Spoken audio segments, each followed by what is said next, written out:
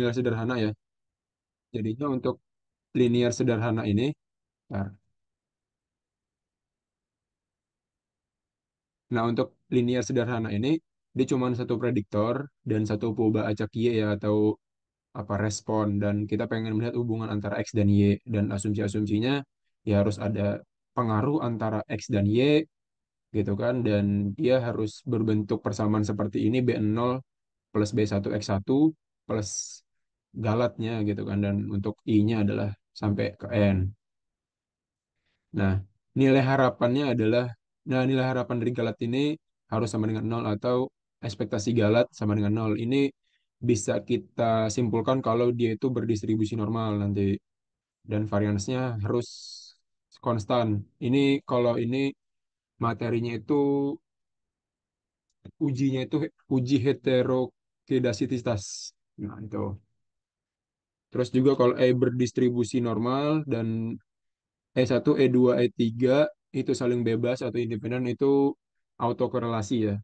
Jadinya ada beberapa uji di linear ini yang harus dipenuhi. Pertama itu normalitas, apa homogenit, apa ya, harus homogen, terus juga autokorelasi.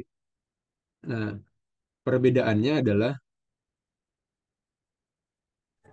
nah ini eh, kita pertama lihat dulu ya untuk regresi linear sederhana. Kalau kita pengen mencari nilai parameternya si B0 sampai B1 menggunakan ini. Ya kan kalau kita kenalkan dulu ya ini ya, yang pakai JK ini kan JK JK XY gitu kan, JK JK XX, JK XY, ya kan, atau enggak JKYY gitu kan. Nah, itu kita mengenal seperti itu. Nah, inilah untuk linear sederhana. Ya, kita udah pernah di sebelum UTS. Tapi jangan dilupakan karena emang beberapa masih bisa dipakai. Nah, lanjut kita ke regresi linear berganda. Nah, jadinya untuk regresi linear berganda ini nih,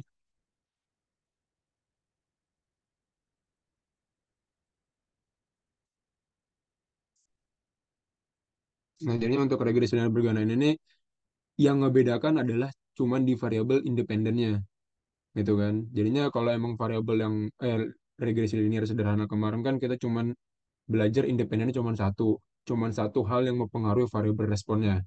Tapi sekarang kita ada banyak hal yang mempengaruhi variabel responnya.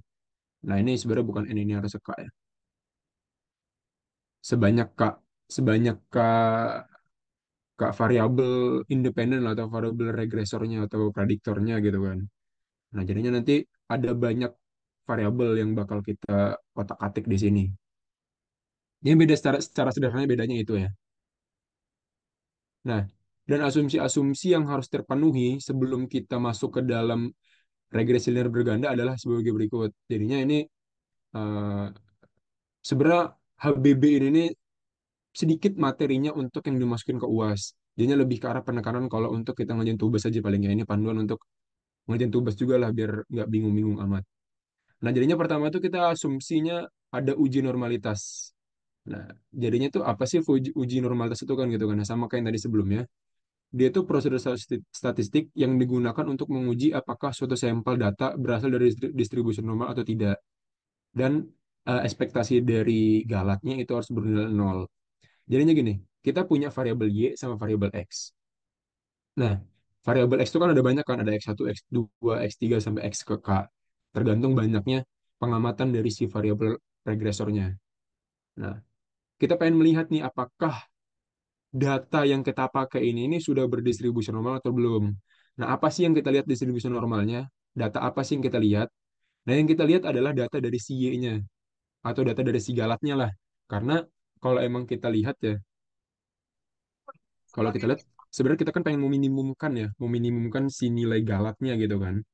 Nah, jadinya kita sebisa mungkin galatnya itu harus nol. Nah, galat sebenarnya kalau emang kita melihat perubahan acak galatnya kan nggak mungkin banget ya, bingung ya gitu perubahan acak galat itu apa. Nah, jadinya sebenarnya sederhananya itu adalah kita melihat apakah variabel Y ini sudah berdistribusi normal atau belum. Nah, alat ukur yang digunakan untuk uji normalitas ini adalah ada banyak sebenarnya. Tapi yang sangat sangat lumrah bagi kita sebagai anak aktuaria adalah uji Kolmogorov-Smirnov. Nah, mungkin ini kalau teman-teman yang sudah ngambil non-par, bakal udah ketemu, bukan bakal, ya, udah ketemu malah dengan Kolmogorov Smirnov. Nah, ini Kolmogorov Smirnov ini adalah salah satu uji yang mana dia itu bakal melihat data itu cenderung ke distribusi normal atau tidak. Nah, jadinya nanti kita uji menggunakan Kolmogorov Smirnov, data si Y tadi kita, data Y kita, dan nanti bakal bakal ketahuan tuh normal atau enggak. Nah, biasanya dia itu ininya apa namanya?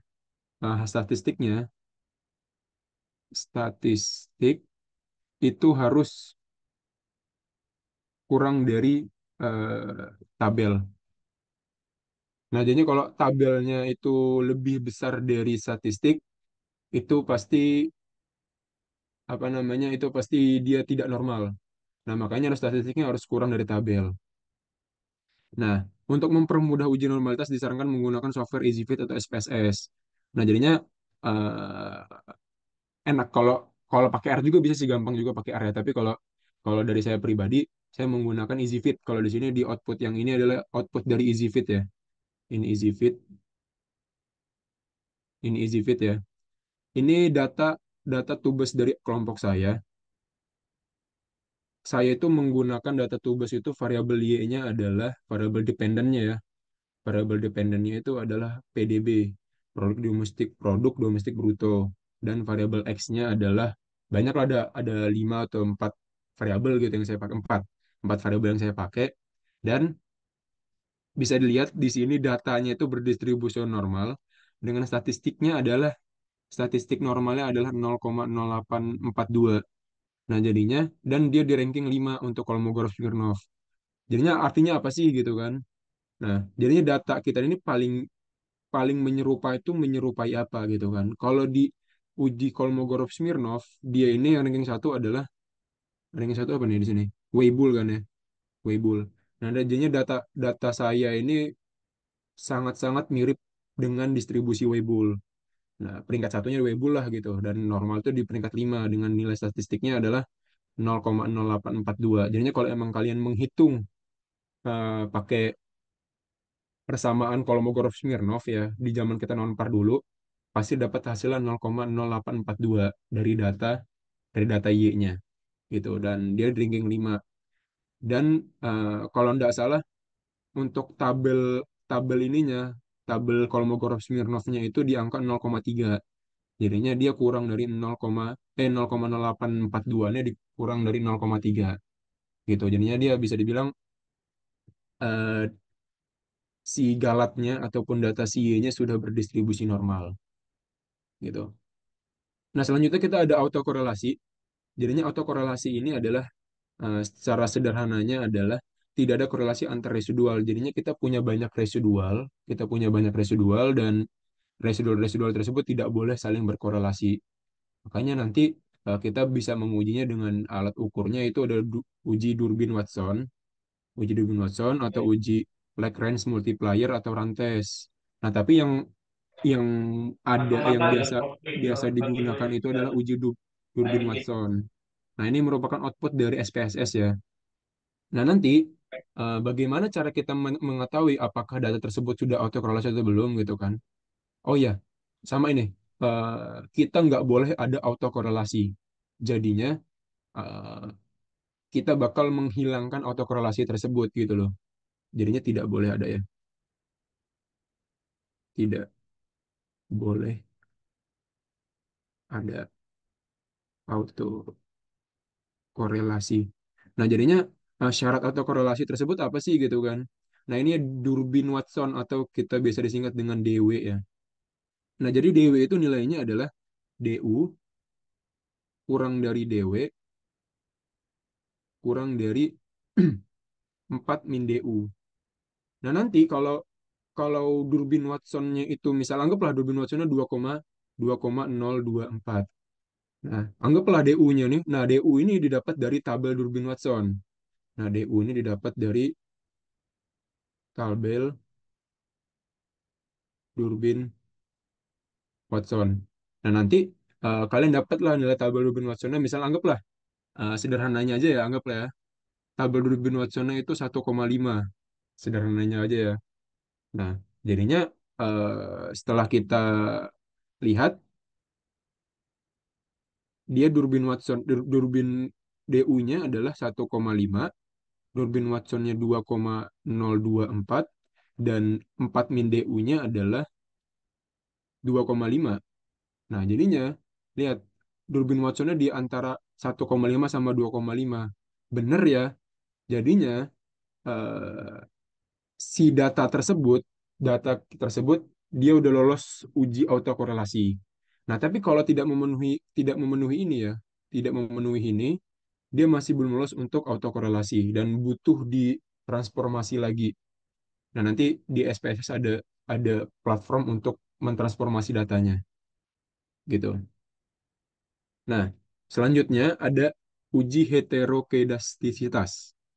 Nah, jadinya ini kita pengen melihat nih, gitu kan, uji statistik yang digunakan untuk menguji apakah ragam dari residual dalam model regresi berubah secara signifikan sepanjang rentang nilai prediktor. Atau dalam artian, ragam residualnya harus homogen. Jadinya, ragamnya itu harus harus homogen terus, atau senilai ini terus, selama bergeraknya nilai si ragamnya. Nah, makanya supaya kita pengen melihat apakah ragam dari masing-masing uji itu, bukan masing-masing uji, ragam dari masing-masing variabel ini, apakah dia lolos uji heterokodesitasnya. Kalau emang lolos, kita lihat menggunakan uji Gretzer. Nih, p-value harus lebih dari alfa. Anggaplah alfanya kita gunakan 0,05 ya. Alfa yang normal ya. Alfa yang normal. Nah, jadinya eh, setelah kita lihat bahwa lihat di X1 dia lebih dari 0,05, ini juga lebih dari 0,05, lebih dari 0,05, lebih dari 0,05 gitu kan. Nah, jadinya keempat keempat variabel ini lolos uji heterokodasitasnya. Jadinya makanya asumsi yang ini kita lolos, nggak gagal lah gitu. Dan terakhir adalah uji multikolinaritas. Nah, uji ini aja ada 4 uji yang bakal kita lewati ya. Jadi yang ini dan ini uji terakhir adalah uji multikolinitas.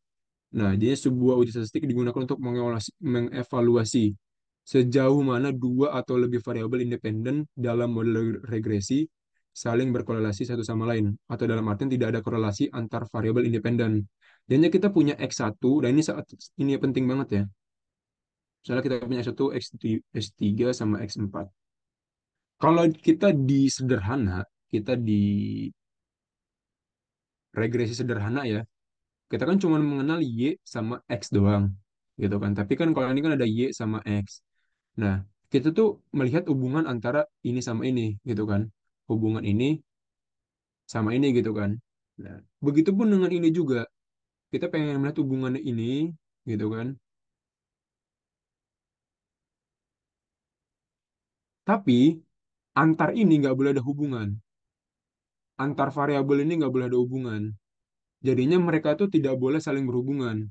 Maksudnya tidak boleh ada korelasinya.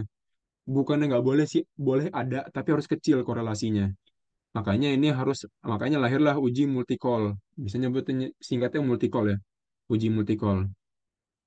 Nah, ini alat ukurnya menggunakan nilai korelasi atau nilai toleransi lah ya, nilai toleransi atau nilai FIF, FIF. Nah, dia kalau agar dia lolos dari uji multicol, dia korelasinya harus kurang dari 0,8, dan FIF-nya itu kurang dari 10. Nah, coba kita lihat ya. Di X1 dia udah kurang dari 0,8 dan kurang dari 10, ya kan? Kurang dari 0,8, kurang dari 10, kurang dari 0,8, kurang dari 10, kurang dari 0,8, kurang dari 10. Nah, jadinya kita lolos uji multikolinaritasnya.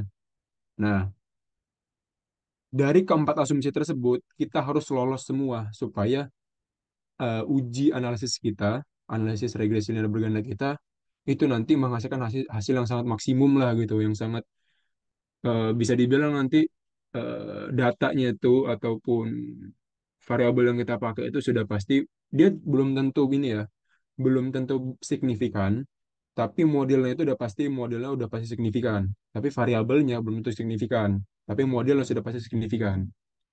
Gitu. Ada yang pengen tanyain untuk uji-uji ini dulu? Ini penting ya, sangat sangat harus dilalui sebelum kita masuk ke dalam regresinya. Jadi ada uji normalitas, uji autokorelasi, heterokedastisitas, apa ya apa nyebutnya? Sama multikolinearitas. Ada yang pengen tanyain?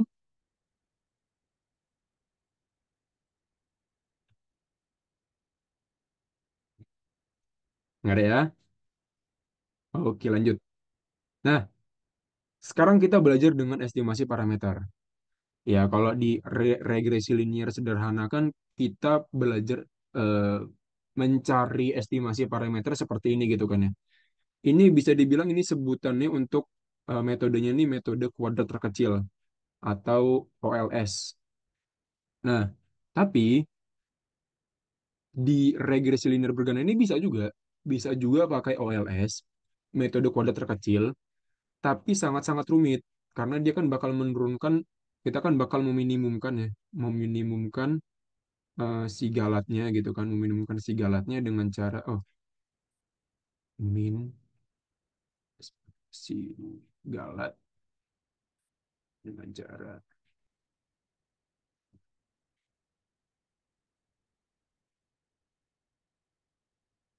y min. Nah ini kita bakal meminimumkan si ini gitu kan ya, ini meminimumkan si galatnya. Nah tapi apakah bisa kita mencari ini gitu kan? Sedangkan kita punya ininya, kita punya pengamatan si X kan gede banget ya, banyak, bukan gede, banyak. Si X1, X2, X3 sampai X ke seterusnya gitu kan. Sedangkan kalau yang normal, yang sederhana kan cuma satu X doang, jadinya enak. Nah, jadinya pendekatannya adalah kita menggunakan matriks dengan metode matriks. Nah, ini kita definisikan dulu ya, bahwa ini persamaan, persamaan ininya ya, persamaan si regresi bergandanya. Dan atau dapat diubah menjadi bentuk Y sama dengan X kali beta, ya kan? Ya ini kita ambil contoh satu ini aja gitu kan ya. Nah, jadinya X kali beta gitu. Dan apabila disesuaikan dengan analisis regresi linear berganda dalam bentuk matriks menjadi Y1, Y2 sampai YK sama dengan 1, X1, X2, XK, B1 sampai BK. Nah, ini kenapa ada satu di depan ya?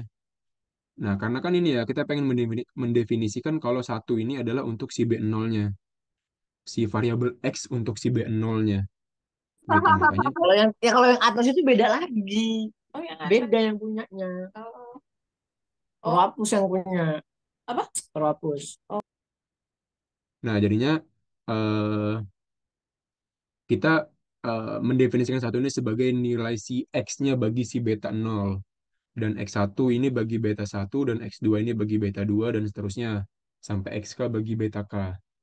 Nah, nanti kita carilah beta-betanya gitu kan, kita otak-atik gitu kan. Dan ada beberapa istilah penting yang harus kita pahamin. Yang pertama kita harus tahu dulu X transpose dikali X. Ya ini X transpose ya, ini X transpose, ini X biasa. Ya jangan lupa sifat-sifat di matriks zaman kita apa ya? Mafek ya. Kalau untuk yang ngambil metode optimasi sih masih ingat lah insya Allah ya untuk matriks ini ya. Dan kalau emang yang nggak ngambil ya coba diingat lagi zaman kita mafek dulu bagaimana cara perhitungan untuk matriks. Nah ini kalau disederhanakan menjadi seperti ini. K dikali sigma K. Eh, K dikali sigma XI bergerak dari I-nya 1 sampai K gitu kan. Dan sama seperti inilah gitu lah. Dan nanti eh, ada lagi sifat itu adalah X, X transpose dikali Y. Nah, ini hasilnya seperti ini. Ini kan matriks 2 kali 2 ya. Ini matriks 2 kali 1. Ini matriks 1 kali 1. Nah, nanti pada akhirnya pun nanti ya kita kan punya pertama punya persamaan ini ya. kedua ruas kita kali sama X transpose. Makanya nanti parameter betanya bisa kita duga menggunakan persamaan beta sama dengan X transpose dikali X, kita inverskan dikali X transpose Y. Ya, jangan lupa materi inverse pun bakal kita ketemu lagi. Nah, ini ada contoh soal dari sebenarnya ini soal UAS 2023 dan soal latihan kita juga pas kemarin pas libur Lebaran. Ini bukan B1 ya, ini B2 ini harusnya. Berikut data percobaan kuat tekanan dan tingkat konsentrasi. X dan Y sebagai berikut. Data tersebut ditaksir menggunakan persamaan regresi B0 beta 1 X1 B2 X2 B2 X kuadrat. Misal beta duga merupakan taksiran dari parameter regresi dengan beta duga. Nah, ini dikasih rumusnya. Tulislah komponen X transpose dikali X beserta ukuran atau dimensinya.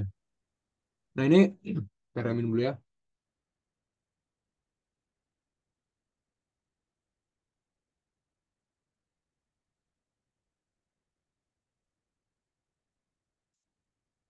Nah, ini merupakan apa namanya? Datanya tadi ya yang kita ini ya. Ini nah pertama itu kita definisikan dulu. Lihat di sini dia ada variabel X kuadrat. Jadinya kita definisikan untuk X kuadrat juga ya. Jadi kita punya variabel X, variabel Y, sama variabel X kuadrat. 0, 1, 4, 16, 25. Kita punya variabel Y juga. Variabel Y kita ngambil dari sini aja ya. Ngambil dari sini. Dan variabel X-nya adalah variabel X besar ya. Variabel X besar itu adalah 1 tadi ya. Satu, nih. Satu, X1, gitu kan. Sama nanti besarnya ada tambah lagi. Ini untuk yang satu, ini untuk X, ini untuk X kuadrat. Nah, nanti kita dapat untuk para ini betanya adalah B0, B1, B2. Nah, kita lihat persamaannya. Y sama dengan X beta, dan ini beta adalah X transpose dikali X diinverskan dikali X transpose dikali Y. Gitu kan. Nah, pertama kita tanya adalah X transpose X. Ya, pertama kita definisikan dulu untuk X transposnya. Seperti ini. Ya, X biasa ini kita transposkan menjadi, ini kan bentuknya 5 kali 3 ya. Eh, iya, 5 kali 3 ya. 5 kali 3. Terus kita transposkan menjadi 3 kali 5. Nanti 3 kali 5, 3 kali 5 dikali sama 5 kali 3 akan menghasilkan 3 kali 3. Ya kan? Seperti ya kita belajar matriks dulu lah ya. Jangan lupa juga perkalian matriks, jangan dilupakan. Hasilnya seperti ini, nanti ukurannya 3 kali 3 dengan hasil sebagai berikut. Nah, yang B adalah carilah nilai X transpose kali Y. X transposnya 3 kali 5 dan Y-nya adalah 5 kali 1. Kalau kita kalikan 3 kali 5 dikali 5 kali 1 menghasilkan 3 kali 1. Nah, adalah seperti ini. 9, 93, 372, 1654. Nah, lanjutnya yang C adalah tuliskan ukuran atau dimensi dari matriks beta dan tentukan nilai parameter beta. Nah, mana tadi ya? Nah, nih, kita pengen cari matriks matriks beta duganya berukuran 3 kali 1 ya. Kita udah langsung bisa ngecek kalau beta duganya adalah 3 kali 1 ya. Nah, jadinya kita pengen nyari beta duga, kita butuh X transpose X diinverskan sama X transpose Y. X transpose Y kita udah punya ya. Ini. Nah, sekarang kita pengen nyari X transpose X diinverskan. Nah, ini bisa pakai OBE ngerjainnya. Kalau emang kalian bingung gimana cara ngerjain OBE, ya coba diingat-ingat lagi. Jadinya kita misalnya kalau kita OBE itu, misalnya kita punya A, B, C, D, E, F, G, H, I, gitu kan. 1, 0, 0, 0, 1.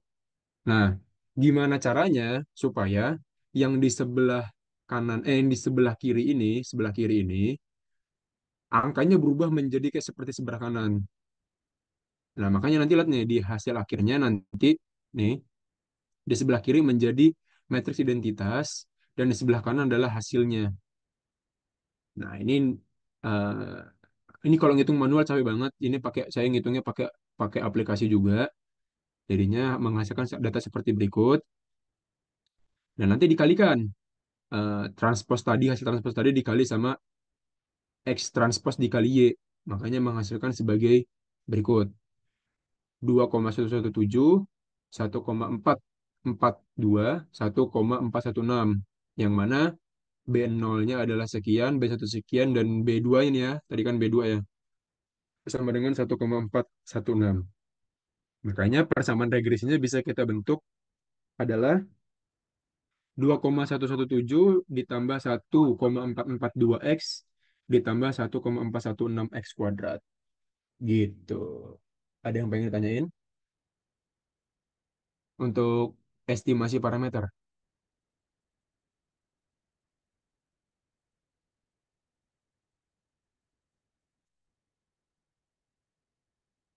Cukup? Ya, silakan Mas Farhan. Mau nanya tuh, suaraku kedengeran Woi, nggak? dengaran, dengaran. Ini sebenarnya balik sini buat cari parameter. Boleh Oh, sabar, sabar. Ini suaranya kalah sama suara apa? Nggak tahu tuh.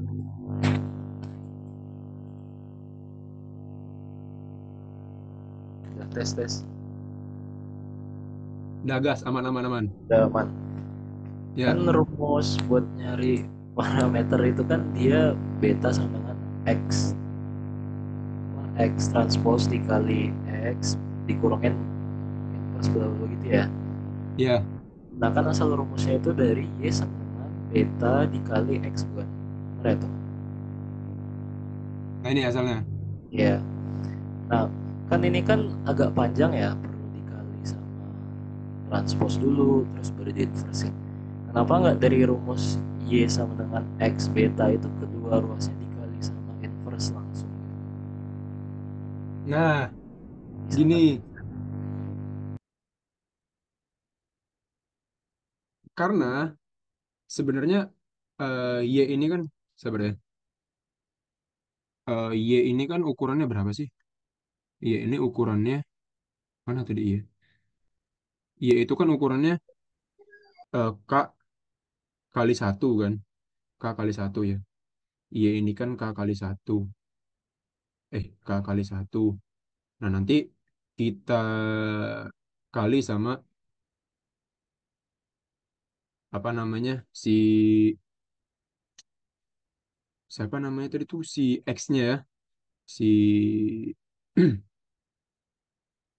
X inverse lah gitu kan, sama dengan beta. Nah, sedangkan ini kan K kali satu dikali sama X inverse-nya itu kan pasti hasilnya bakal X inverse itu hasilnya bakal serupa dengan si X-nya juga kan. Mana si X-nya itu tadi ukurannya adalah eh, 2 kali 2 kali K gitu kan. 2 kali K. Atau nggak mengikuti N-nya ya, atau banyak banyak si X-nya gitu kan. Kalau ini kan X-nya ada dua ya, ada dua jenis ya. Ada yang X biasa sama X mana tadi? Ini mana sih tadi itu? Ini ding. Banyaknya X-nya itu ada yang X biasa sama X pangkat 2 gitu kan. Nah, nanti hasil dari perkalian ini, pokoknya gitu lah nanti ya, hasil dari perkalian, lupa ya, Y dikali X inverse, apa X inverse kali Y. Nah, itu nanti hasilnya itu, hasil perkalian itu atau ukurannya itu tidak sama dengan ukuran si betanya. Makanya dimanipulasi seperti ini supaya nanti ukuran hasil perkalian ini ukurannya sama ukuran beta ini sama. Gitu Han. Cunda. berarti tujuannya memang buat ngerapiin tinggal Iya, kali pengen, satu ya toh. iya, jadinya kita pengen nyamain supaya dengan ukuran si betanya ini. Soalnya kalau emang langsung itu tuh, nanti ukurannya nggak sama dengan ukuran si betanya nanti. Oke lah, makasih toh. Oke. Nah, lanjut ya. Ada lagi nggak untuk estimasi parameter?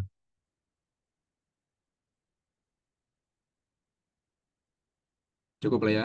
Nah, kita lanjut ke tabel keragaman. Ya, kalau emang nyebutnya tabel ANOVA lah ya.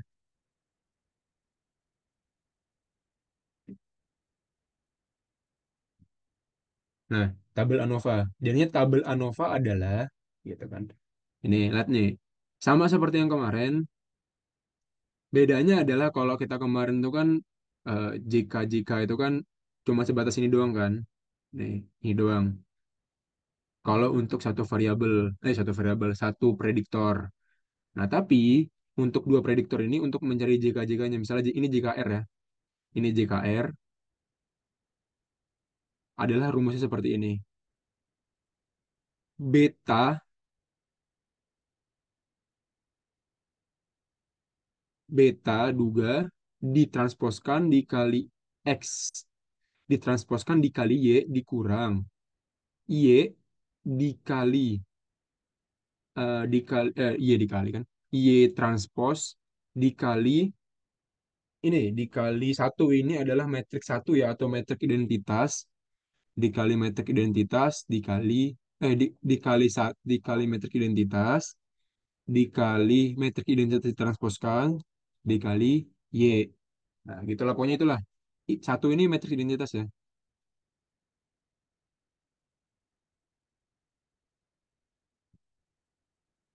metrik identitas.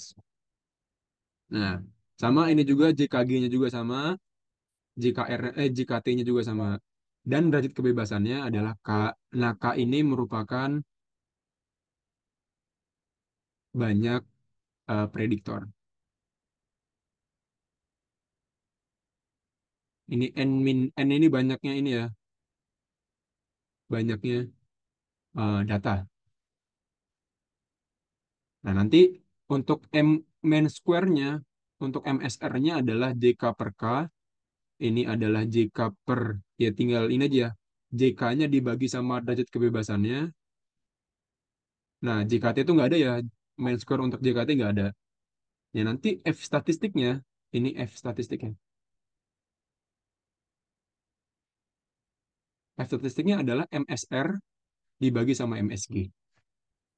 Sama seperti kemarin rumusnya nggak ada bedanya, cuma di bagian di JKR-nya, di rumus pendefinisian JKR, JKT sama JKG-nya, sama di derajat kebebasannya. Selebihnya sama semua. Nah, ini contoh.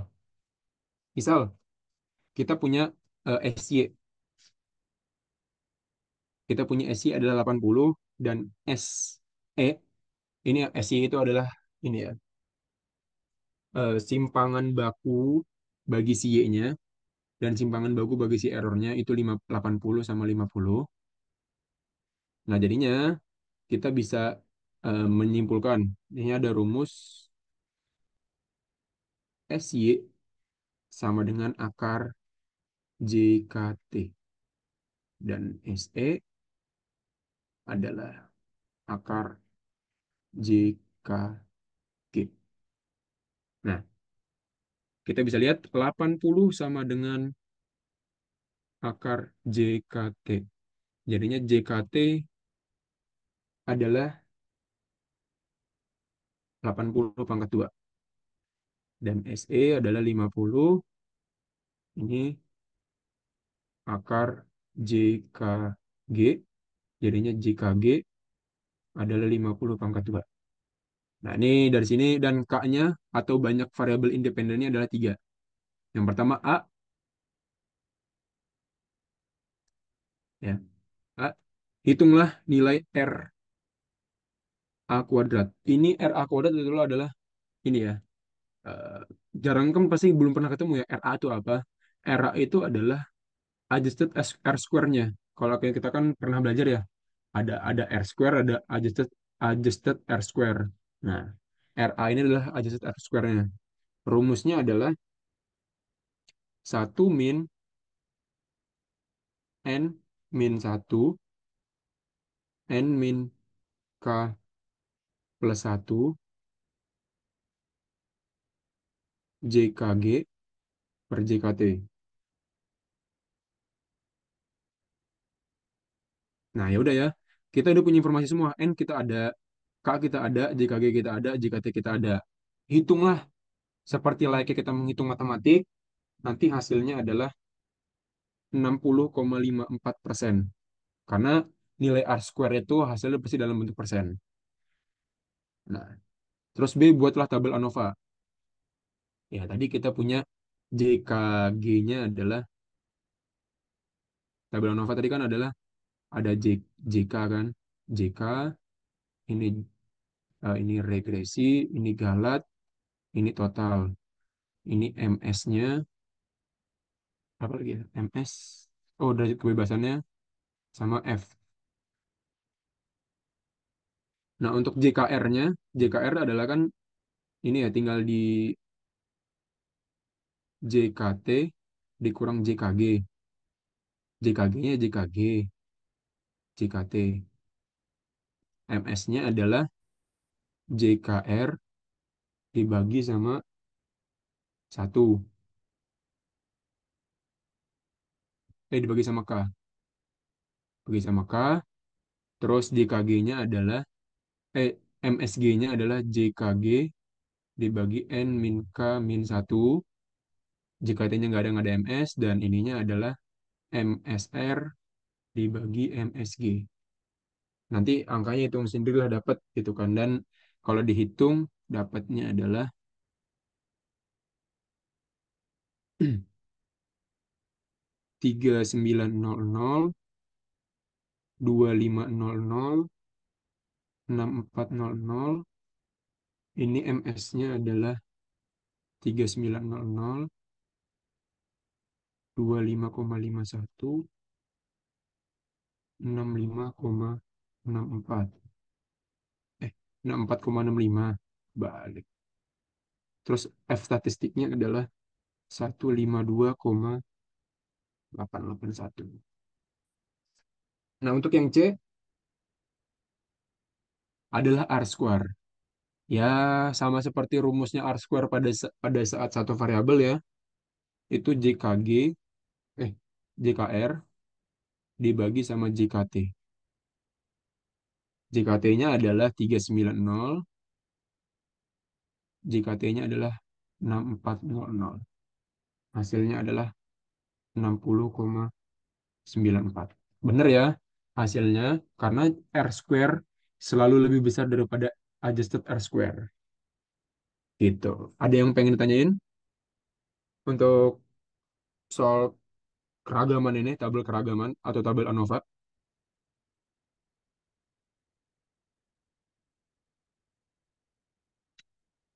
Nah, lanjut. Sekarang kita sudah memasuki tahapnya. Ya kan tahapnya itu ada ini tadi ya. Kita sudah punya data gitu kan. Dan tadi kita sudah mengestimasi parameter juga gitu kan. Dan sekarang kita bakal kita cek atau kita validasi si regresi tersebut gitu kan. Pertama kita validasi dari segi parameter dulu. Nah, proses itu adalah melakukan pendugaan parameter. Setelah melakukan pendugaan parameter adalah pengujian terhadap model regresi. Apakah signifikan atau tidak, yang dapat dilakukan dengan dua cara, uji serentak dan uji parsial atau uji F dan uji T. Ini bedanya apa sih uji F sama uji T itu ya? Jadi misalnya gini, kita ada satu model, kita pengen melihat apakah model tersebut layak atau tidak gitu kan. Nah, kalau uji F itu kita pandang dari seluruh variabel. Jadinya di dalam suatu satu uji itu tuh udah include sama X1, X2, X3, X4 sampai X terusnya. Jadi kita nggak perlu lagi nguji-nguji masing-masing ininya, parameternya. Makanya uji F. Jadi kita yang dipakai adalah uji F doang, yaitu nanti pakai nilai F statistik ini. Nah, tapi kalau uji T adalah uji parsial. Jadi kita menguji satu-satu. uji masing-masing parameter, baik parameter yang 0, 1, 2, dan seterusnya sampai parameter ke K, gitu. Makanya nanti lebih akurat lah kalau kita nguji itu uji T. Uji F ini secara menyeluruh aja. Nih, dia menguji ke berpengaruhan perubahan acak penjelas yang ada dalam secara serempak terhadap respon. Jadi secara bareng-bareng, nggak ada masing-masing lagi gitu.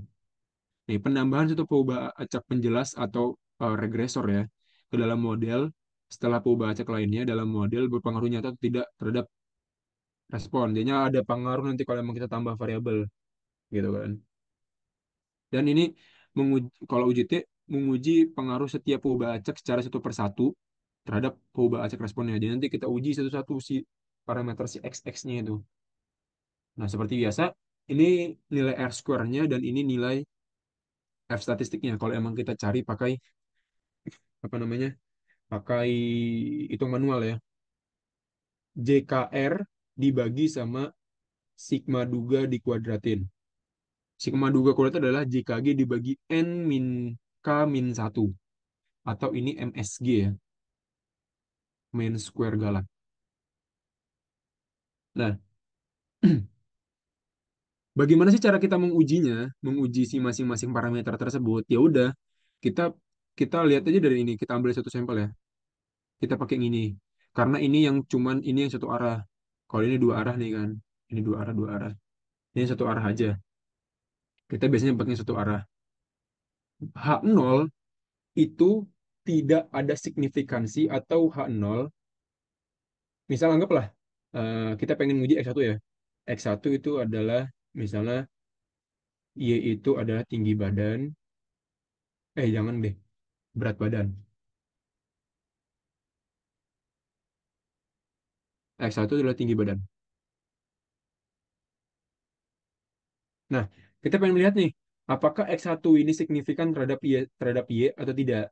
Ya, pertama kita uji dulu si si ininya, si X1-nya gitu kan dengan cara H0, B1 sama dengan 0, H1, B1 tidak sama dengan 0. Ini artinya adalah tidak ada pengaruh, tidak ada. Kalau yang ini ada pengaruh. Nah, gitu terus nanti kita uji semua semua variabel, semua parameter kita uji semua seperti ini. Gitu. Baik dari X1 sampai nanti X kesekian. Makanya nanti daerah keputusannya selalu sama. H0 ditolak jika p-value kurang dari alfa. Ataupun T, T ininya, T apa namanya, T statistik kurang dari T tabel. Kurang apa lebih dari ya? Lupa ya. Nanti deh. Ada di PPT yang se- sesi UTS ada tuh yang secara hitung manualnya. Tapi kalau untuk ini hasil output dari software, p-value harus kurang dari alfa. Nah, ini sebagai contoh. Ini pengujian regresi dengan SPSS ya. Tadi kan kita udah pakai EasyFit, coba sekarang pakai SPSS. Nah, kita lihat ini kembali lagi ini contoh dari output dari tubes kelompok saya. Kita lihat dia R square-nya adalah R square. Nih, 0,94. Yang artinya 94,5% keragaman variabel dependen dijelaskan oleh variabel independen. Ya, seperti biasa kayak kita dulu membaca R square ya, nggak ada bedanya regresi linear sederhana sama berganda. Terus kita lihat tabel ANOVA-nya. Ini sum of sequence atau square JK ya, JK ini. Ini JK, ini MS. Nah, kita lihat JKR-nya sekian, JKG ini ya, residual itu gak galat. Ini JKT. Derajat kebebasannya ini adalah ini K ya. Karena kan variabel independen saya ada 4, X1 sampai X4, residualnya adalah 9, itu jadinya N min 1 min K, ya kan? Atau N min K min 1 lah ya. Nah, terus ininya adalah dibagi sama n min k. Eh, n min k, n min satu ya. Saya baru lupa. N min satu ding. N min satu. N min satu. Nah, nanti didapatlah min square-nya adalah sebagai berikut seperti kita ngitung tabel ANOVA sebelumnya tadi ya. Dapatlah F statistik seperti ini. Nah, dari tabel keragaman ANOVA didapat bahwa 38,417 merupakan F statistik. Kita bandingkan sama apa? Ini nanti bisa jadi kita ada dua alternatif. Kalau emang kita pengen nguji F ya, uji F. Pertama, alternatif pertama, kita F statistik, F stat itu harus kurang dari eh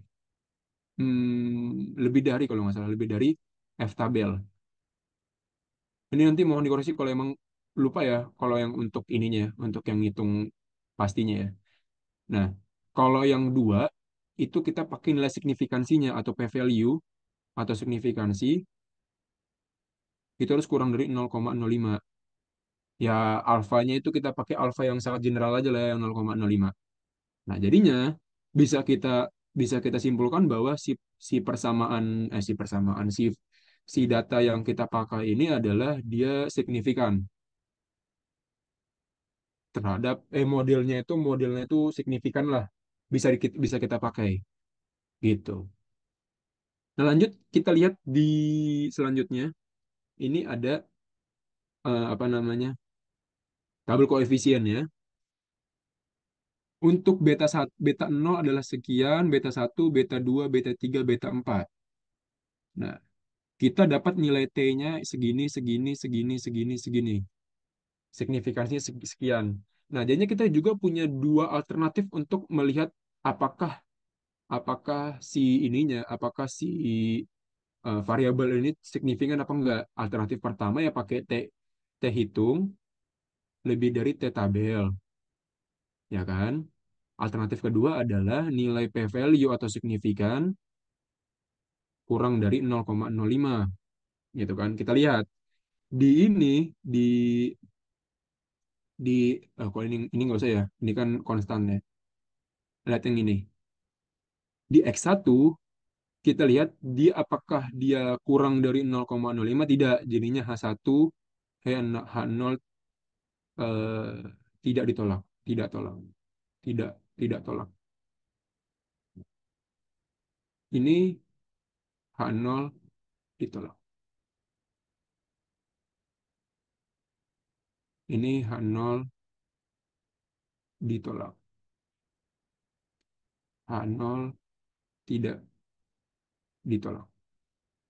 Nah, jadinya berdasarkan hasil analisis ini, kita bisa menyimpulkan bahwa X1 itu tidak signifikan terhadap si variabel independennya. X2 pun, kalau X2 dia X2 dia apa namanya ya? Signifikan terhadap variabel independen, X3 pun sama dan X4 sama seperti X1. Dia tidak signifikan terhadap variabel dependennya gitu. Dan persamaan regresinya bisa kita bentuk atau kita bangun seperti ini. Ya kita ngambil dari si ini aja ya, si beta-betanya ini lah, gitu. Ada yang pengen tanyain untuk pengujian model regresi dengan SPSS ini? Nanti kita coba pakai yang R juga ya. Ada yang bingung?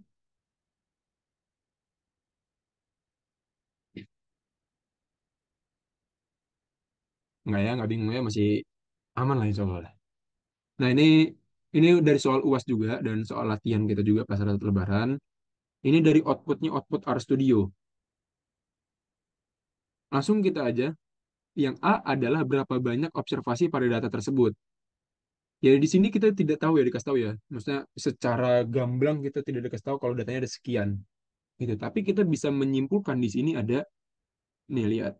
Di sini ada 47 degree of freedom ya. Ini aja kalau bahas ini F statistik adalah 9,083 dan 3 ini adalah banyaknya variabel apa namanya tuh? Regresor atau variabel prediktornya. dan 47 adalah degree of freedom. Degree of freedom itu kan adalah N min K min 1. Ya. Jadinya untuk A-nya adalah N sama dengan degree of freedom ditambah K ditambah 1. Jadinya 51 ya. N-nya 51. Jadinya ada 51 observasi. Dan untuk B adalah tuliskan persamaan model yang dihasilkan dengan memberikan keterangan respon dan setiap regresornya. Seperti ini, diambil dari sini ya. Ini untuk beta 0, beta 1, beta 2, beta 3. Dan mile, income, sama tax merupakan variabel regresor, ya. Dan data full ini merupakan data responnya. Nah, ini. Yang C, tuliskan semua nilai parameter regresi yang terlibat pada selang 95%. Nah, jadinya ini kan estimasi parameternya. Jadinya estimasi parameter itu ada gini ya. Kalau kita belajar StatMat dulu, zaman kita belajar StatMat, jadi dalam estimasi tersebut ada dua ya. Estimasi itu sebenarnya ada dua. Ada estimasi titik sama estimasi interval atau estimasi rentang lah, gitu kan. Nah, nilai yang kita dapat ini 645,054 minus 4,902 dan seterusnya ini merupakan estimasi titik, estimasi nilai. Nah, tapi ada pula lainnya adalah dengan estimasi selang. Nah, ini merupakan nilai estimasi selang. Nah, jadinya untuk beta nol dia itu gimana nih? Ya, kan ini kan. Nah, untuk beta nol itu 324,06270. Ya, gitulah ya. Sama 966,045,123. Nah, kenapa sih pakai 2,5 sama 97,5? Ya kan? Karena ini kita selang kepercayaannya adalah 95% atau tingkat kesalahannya adalah 0,05 atau 5%. Ya kan? Jadinya tingkat kesalahan yang kita pakai adalah 5% atau selang kepercayaan adalah 95%. Nah, jadinya kita pengen ngelihat nih kalau dia itu kesalahannya itu 5%. 5% di rentang bawah adalah sekian, 5 bukan 5% ya. 5% kan harus kita bagi dua ya. Ada kita lihat rentang bawah sama rentang atas. Nah, untuk rentang bawah itu 2,5%, ya kan? Dan rentang atasnya adalah 97,5%. Ini jadinya ini kan 97,5 ya, 97,5. Ini 2,5 ya. Sedangkan kita kan ini kalau kita bagi dua kan 2,5 sama 2,5 kan. Nah, jadinya kita pengen selang kepercayaan 95% nih. Ya kan 95%. Jadinya ini kita anggap benar. Kita anggap benar dan di sininya karena kan kesalahannya 5%. Di sini di sini 0, eh 5%. Ya, ini 2,5%, di sini 2,5% juga. Karena ini kesalahan, jadi nggak kita ambil. Kita anggaplah yang kita percaya adalah rentang dari 2,5 sampai 97,5. Ini pun kalau kita jumlahkan dari sini sampai maksudnya rentang dari sini sampai sini kan pasti kan 95% kan? 95% nih. Makanya kita ngambil rentangnya 2,5 sampai 97,5 gitu. Cun enggak? Takutnya nggak cun nih untuk rentang-rentang ini. Cun lah ya. Nah, yang D berdasarkan keluaran program di atas, jadinya ini ya, mohon maaf tadi C itu ini ya hasilnya, ya. Nah, ngikutin apa yang di soal aja. Yang D, berdasarkan keluaran program di atas, jelaskan uji signifikansi model dan jelaskan pula apakah semua regresor pada model ini dibutuhkan. Ya, lihat. Yang D. H0 model regresi diperoleh tidak memadai dan H1 model regresi dipenuhi. Apa memadai lah ya. Kita lihat uji signifikansi model. Jadinya kita bisa pakai F statistik ataupun pakai nilai apa namanya itu hmm, p-value ya, p-value ini nih. P-value ini. Nah, ini. Jadinya p-value harus kurang dari alfa. Dia benar ya kurang dari alfa, makanya keputusannya adalah memadai. Nah, tapi sini lupa saya masukkan. Sebar.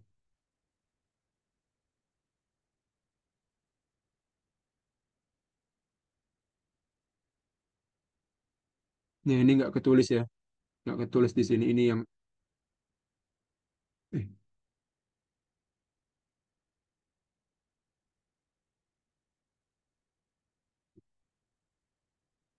oh, berdasarkan keluaran di atas, apakah semua regresor pada model ini dibutuhkan, gitu kan? Nah ya, sebenarnya ada dua cara ya. Ada dua cara untuk eh, dibutuhkan atau tidak. Pertama, kita lihat signifikansinya dengan cara ya pakai tadi ya, dengan cara pakai yang ini. Nih, kita lihat signifikansinya, ya kan? Nih, misalnya ini lihat p-value-nya yang ini kan, p-value-nya yang ini. Nah, yang kedua, kita bisa ngeliat pakai R square. Kita bisa ngeliat pakai R square dengan cara jadinya kan berdasarkan multiple R square yang tertera sebesar 36,7 yang artinya 36,7 keragaman full dijelaskan oleh teks, income, dan mile dan sisanya sebesar 63,3% dijelaskan oleh variabel lainnya yang tidak dijelaskan dalam pengujian. Nah, semua regresor pada model ini dibutuhkan namun mampu menjelaskan hanya 36,7 keragaman respon. Nah, ini kan secara simultan ya, secara simultan.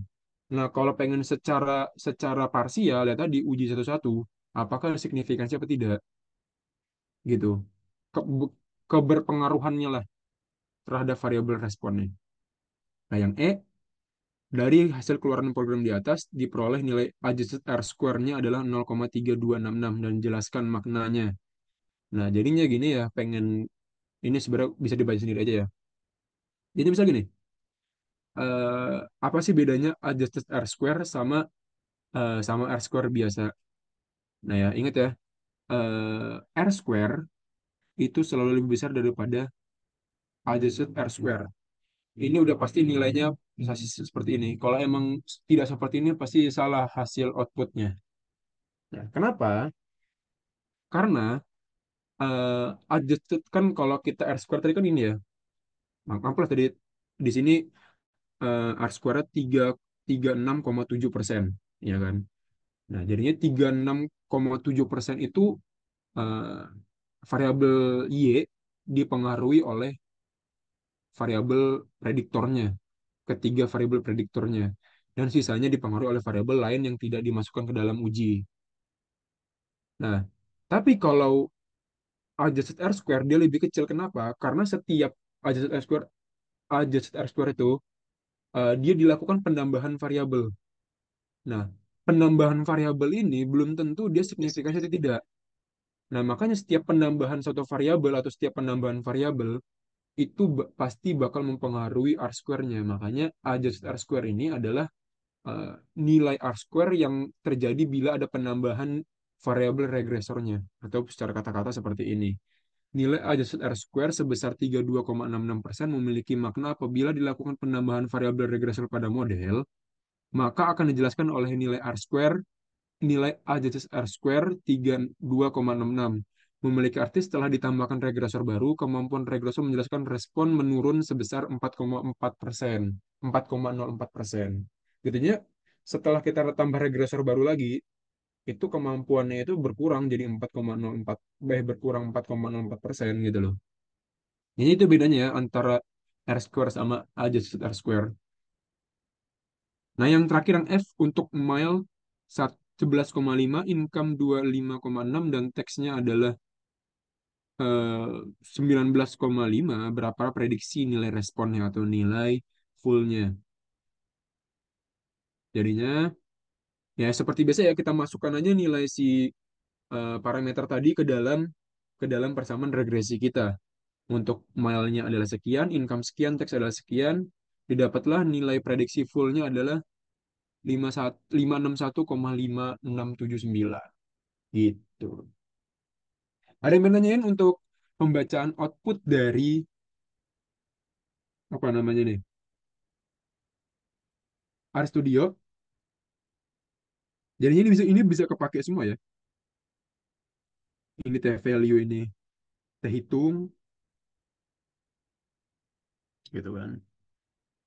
Ini standar error ini adalah SE, jadinya SE-nya dari masing-masing variabel gitu.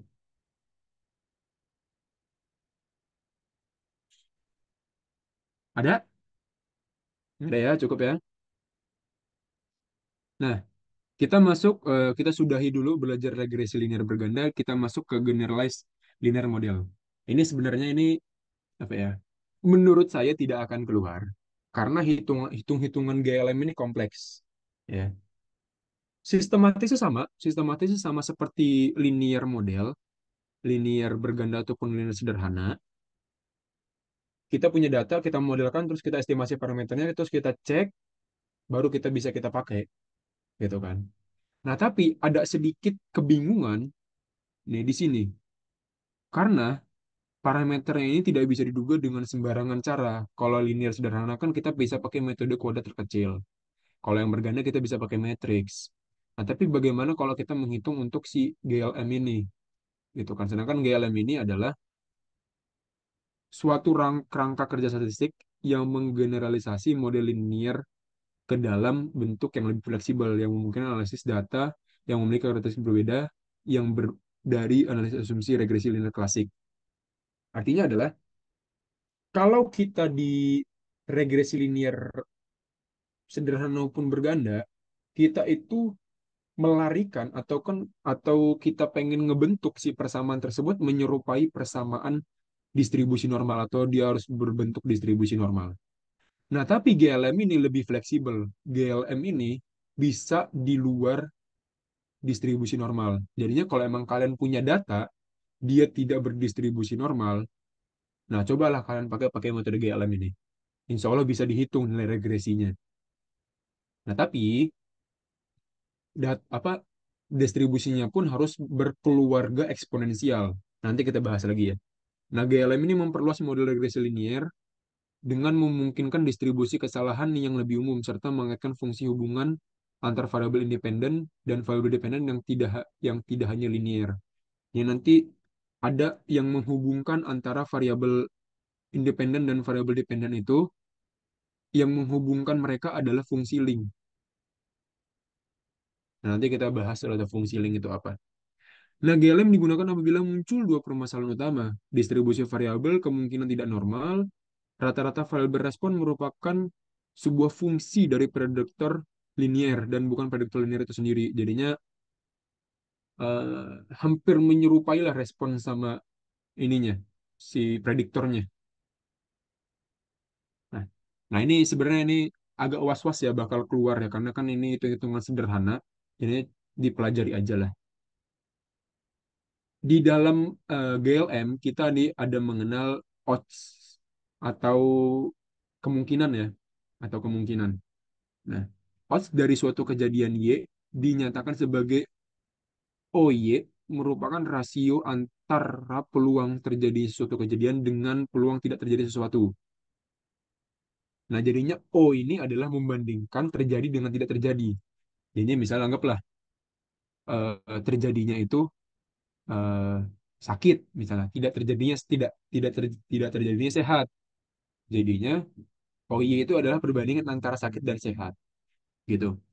Dan jika peristiwa suatu kejadian Y dinyatakan dengan nilainya Y sama dengan satu, nah ini kita masuk ke dalam ini ya nilai apa eh, jenis data kategorik. Kan dari tadi sebelum-sebelumnya kita linear berganda atau nilai sederhana itu kita belajar eh, datanya data data numerikal ya.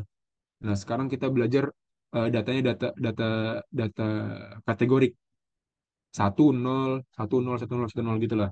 Dan peristiwa tidak terjadi adalah Y sama dengan 0. Nah, jadinya untuk peluang Y sama dengan 1 atau peluang terjadi suatu kejadian adalah PY sama dengan 1 dibagi 1 min PY sama dengan 1. Dan untuk yang kejadiannya tidak terjadi adalah seperti ini. Ini kalau sederhanakan menjadi 1/peluang Y sama dengan 1. Ya, peluang Y sama dengan 1. Nah, terus ada juga odds ratio. Nah, ini odds ratio ini sangat penting. Kenapa? Karena nanti bakal kita pakai untuk menghitung si GLM-nya nanti. Untuk menggunakan GLM, kita menggunakan odds ratio. Nah, nanti jika nih, odds ratio adalah perbandingan dari dua odds. Jika peristiwa terjadi suatu kejadian Y dinyatakan dengan nilai Y1 dan peristiwa tidak terjadinya dengan Y0, maka odds rasionya adalah si peristiwanya dibagi sama peristiwa terjadi sama dibagi sama peristiwa tidak terjadi. Nah, apabila odds rasionya lebih dari 1, cenderung sukses lebih besar dibanding gagal. Kan ini ya, eh, kalau 1 lebih besar dari 0, ya kan? 1 lebih besar dari 0, otomatis kan nilainya pasti kan di atas 1 kan ya? Di atas 1.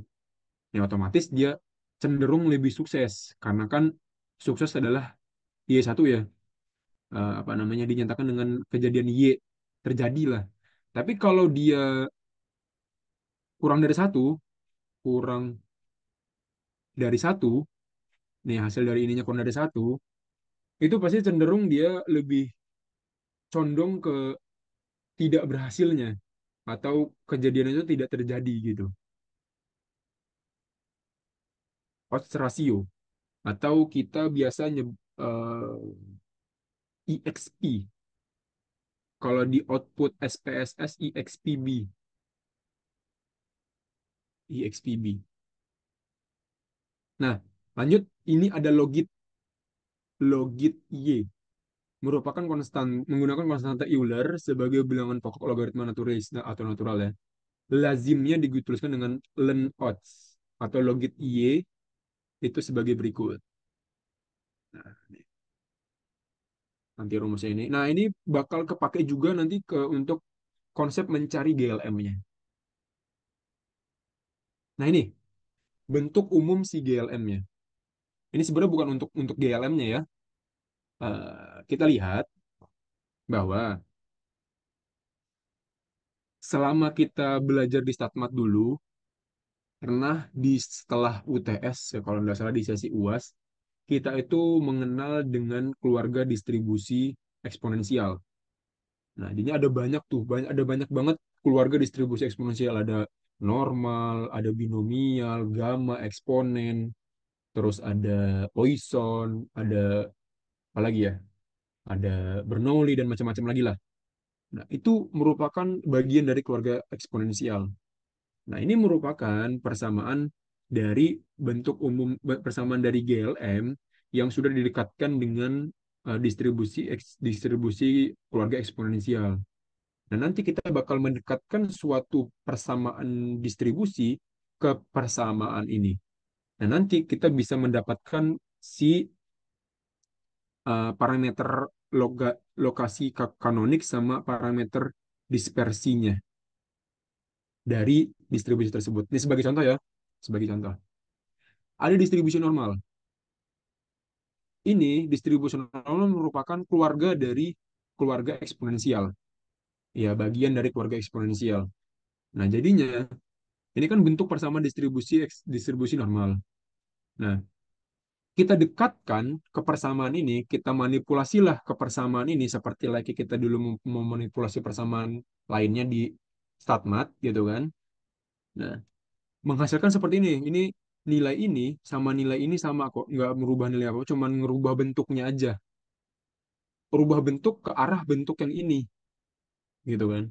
Nah, ini sama ya, tapi lebih sering dipakai yang ini. Nah, jadinya bentuk ini sama bentuk ini sama. Ini kalau disederhanakan seperti ini. Nah, lihat ya, ini sama ini. Nah, kita pengen mengarahkan si distribusi normal itu ke bentuk ini kan. Apakah bentuk ini sudah mirip dengan bentuk ini? Sudah, lihat, sama kan bentukannya.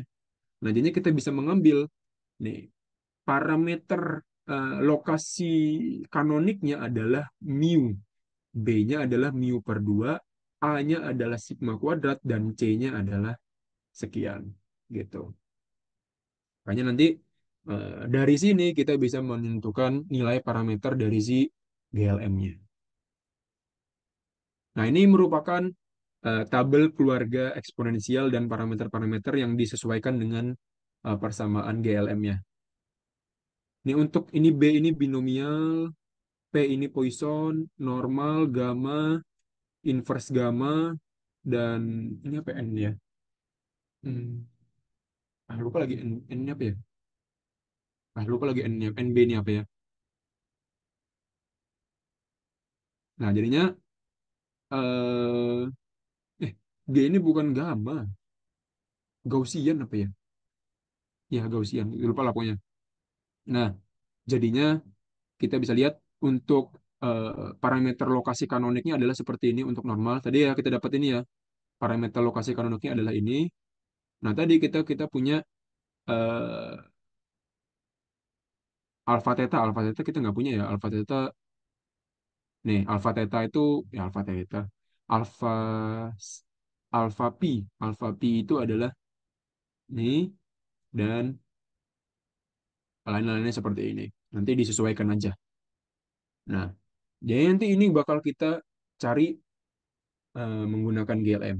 Nah, setelah dari sini, bagaimana sih cara kita untuk membentuk parameternya dengan cara kita menghubungkan ini dengan variabel dependent melalui variabel apa sih namanya, regresor, menggunakan fungsi link. Nah, nanti fungsi link adalah fungsi menghubungkan antara variabel respon dan variabel prediktor linear. Nah, nanti dari persamaan-persamaan tadi, ya, persamaan-persamaan kanonik dan dispersi tadi, kita bisa menghubungkannya. Nah, mendapatkan nanti nilai NI-nya seperti ini. Dan nanti kita bisa mencari nilai parameternya. Nah, kalau emang kalian pengen lebih dalam lagi belajar tentang ini ya, kalau dijelaskan sekarang kayaknya kelamaan banget ya.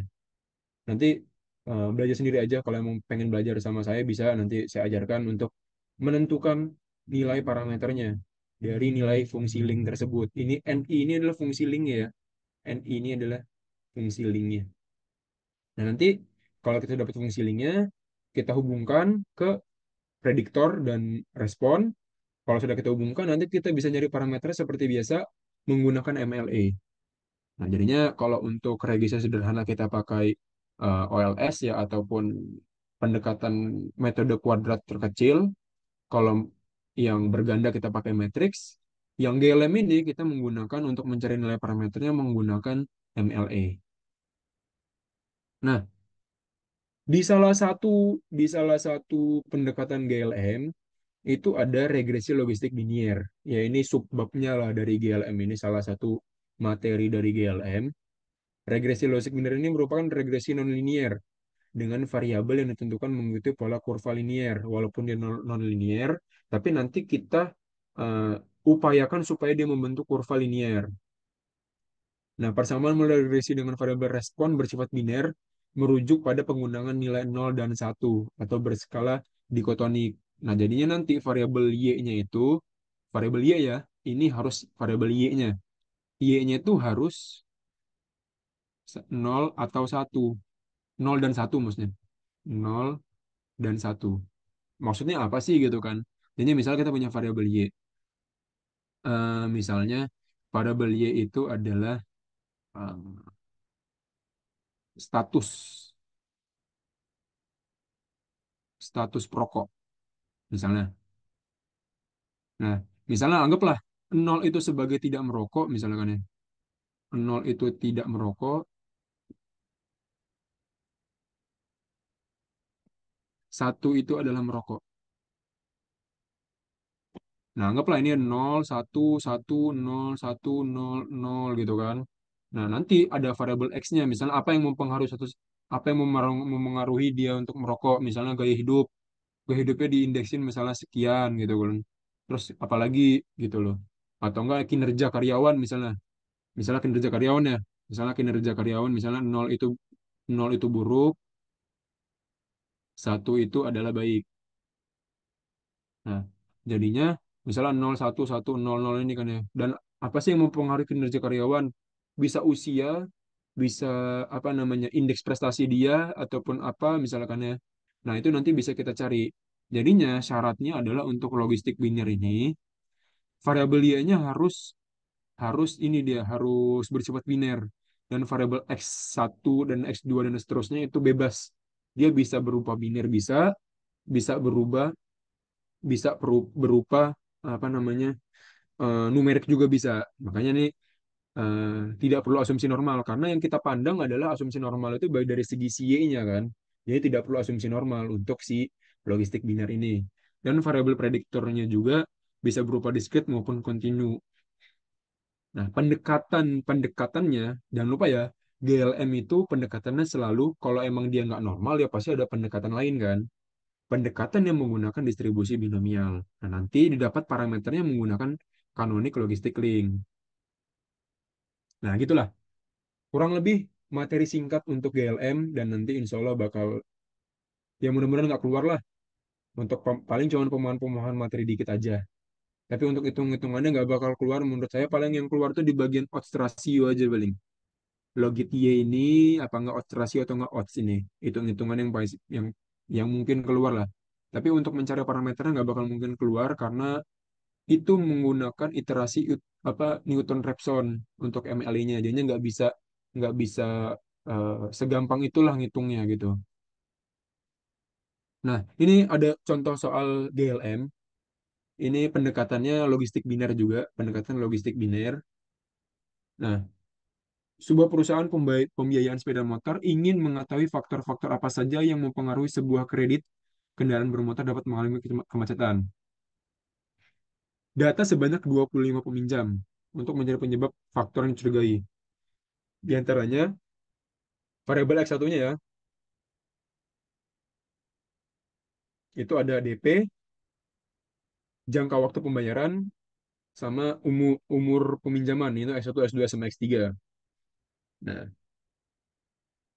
dan DP itu terdiri atas kurang dari 1,5 dan lebih dari 1,5. Nah, ini biasanya nih kalau yang kurang dari 1,5 itu diindekskan sebagai 0 gitu kan, dan lebih dari 1,5 itu sebagai 1 gitu kan. Biasanya gitu kalau dibuat dibuat dibuat apa ya? eh, Notes kayak gini nih biasanya di iniin, di apa namanya, digolongkan gitu lah. Nah, terus yang ditanya adalah pada taraf signifikansi 5%, prediktor mana yang berpengaruh signifikan terhadap pembiayaan kredit sepeda motor? Nah, terlihat ya. H0, prediktor tidak berpengaruh signifikan terhadap pembayaran kredit motor. H1 berpengaruh signifikan. Taraf signifikansinya adalah 5%. Kita lihat nilai signifikansi untuk DP. Mana nih? Signifikansi untuk DP itu 0,26. Ini untuk jangka waktu, ini untuk umur, ya kan? Nah, mana aja yang kita tolak nih? Kita lihat pada variabel DP, dia ditolak karena kurang dari 0,05. Ya kan? Karena daerah kritisnya adalah signifikansi kurang dari alfa, alfanya 0,5, 0,05. Jangka waktu itu tidak ditolak karena dia lebih dari 0,05. Jadinya jangka waktu itu tidak berpengaruh signifikan terhadap kredit motor. Dan variabel umur itu pun tidak ditolak karena eh, lebih dari 0,05. Jadinya yang berpengaruh secara signifikan adalah DP-nya, total apa variabel DP-nya gitu kan. Ini cuma satu variabel doang yang berpengaruh. Terus yang B, pada variabel DP jelaskan makna dari EXPB. Nah, tadi ya kita lihat ya, EXPB adalah odds ratio.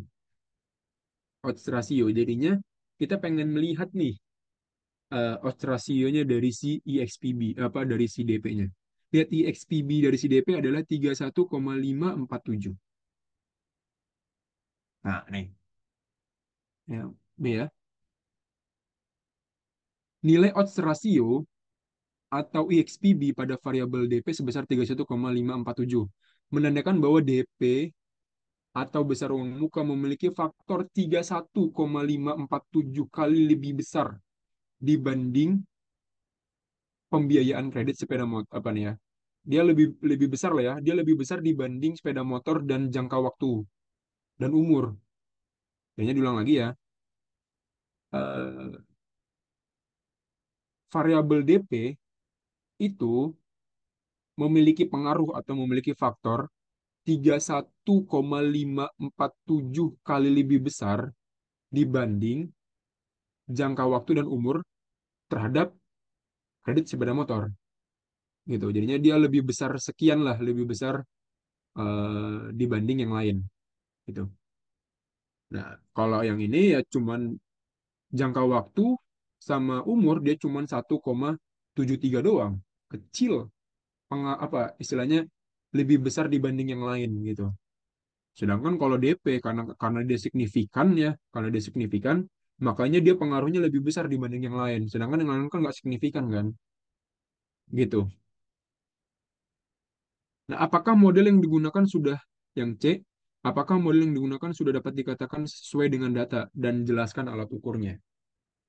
Nah, kita menggunakan alat ukur Hosmer dan N. Lemsou Lem Limsou test. Nah, jadinya kita lihat di signifikansinya. Nah, gimana cara kita melihatnya? Ini ada sedikit perbedaan. Ada sedikit perbedaan. Kalau kita melihat yang sebelum-sebelumnya berdasarkan output dari software, kita kan selalu melihat p-value itu kurang dari alfa. Tapi untuk uji ini, dia harus p-value-nya harus lebih dari alfa. Jadinya kalau emang dia kurang dari alfa, model tersebut tidak sesuai dengan data lah. Kan kita pengen lihat kan apakah sudah sesuai dengan data atau belum, gitu kan. Nah, dia kalau kurang dari alfa, itu dia nggak sesuai sama data. Jadinya modelnya itu masih belum fit lah terhadap data. Nah, kita lihat di sini. H0 model terbentuk tidak sesuai dengan data, H1 model terbentuk sesuai dengan data. Salah signifikansinya 5%, p-value-nya 0,465. Dari kritisnya H0 ditolak jika p-value lebih dari alfa, keputusannya adalah H0 ditolak karena 0,465 lebih dari 0,05. Jadinya pada taraf signifikansi 5%, model yang digunakan sesuai dengan data. Nah, pengujian di atas menggunakan informasi dari output Hosmer and Lemesou test. Gitu. Nah, jadinya ini dari tabel ini ya kita bisa dapat informasi beta, bisa dapat informasi, kita bisa dapat standar errornya, kita bisa dapat p-value, terus kita dapat odds ratio, terus kita juga bisa dapat eh, beta interval. Ini beta beta titik. Gitu. Ada yang pengen ditanyakan untuk, nah udah habis. Untuk GLM terutama dan untuk seluruhnya secara umum. Ada yang pengen tanyakan? Apa emang sudah pusing? Nggak tahu juga ya. Gampang sih sebenarnya, nggak perlu banyak hafalan ya. Paling cuma menghafalkan dari segi rumus matriks tadi sama eh, odds ratio tadi sih sama ini ya, sama tabel ANOVA itulah paling. Tiga itu dong yang yang harus dihafal lah rumus-rumusnya. Selebihnya pemahaman secara logika aja. Kalau emang tidak ditanyakan, saya kembalikan lagi ke Shauki tadi ya. Silahkan Shauki.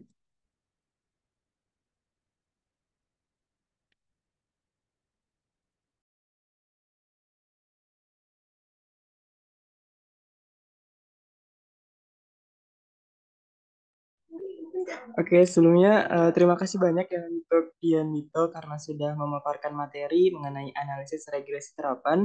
Semoga